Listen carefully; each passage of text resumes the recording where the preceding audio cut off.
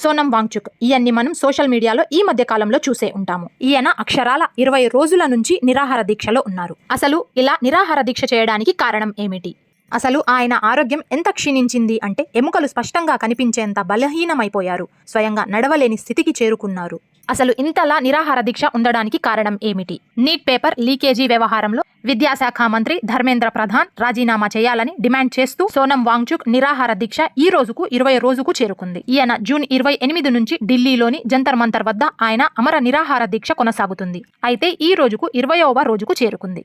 అయితే ఈయన education system ని చేంజ్ చేయాలని, ఇలా నీట్ పేపర్ లీకేజీ వ్యవహారంలో కేంద్ర విద్యాశాఖ మంత్రి ధర్మేంద్ర ప్రధాన్ ను రాజీనామా చేయాలని కోరుతున్నారు. అయితే ఇన్ని రోజుల నుంచి చేస్తున్న ఈ నిరాహార దీక్షకు ఇప్పుడు సిజేపీ జనతా పార్టీ వ్యవస్థాపకుడు అభిజిత్ కూడా తీవ్ర ఆందోళన వ్యక్తం చేశారు. వాంగ్చుక్ పరిస్థితి తీవ్రంగా క్షీణించిందని కాక్రోచ్ జనతా పార్టీ వ్యవస్థాపకుడు ఆందోళన వ్యక్తం చేశారు. అయితే సోనం వాంగ్చుక్ చేస్తున్న ఈ నిరాహార దీక్ష మీద మీ ఒపీనియన్ ఏమిటో కామెంట్ రూపంలో తెలియజేయండి. అయితే మీరు ఎవరికి సపోర్ట్ చేస్తారు అన్న దాని మీద కూడా కామెంట్ చేయండి. వీడియో నచ్చితే ఒక లైక్ అండ్ సబ్స్క్రైబ్ చేయండి.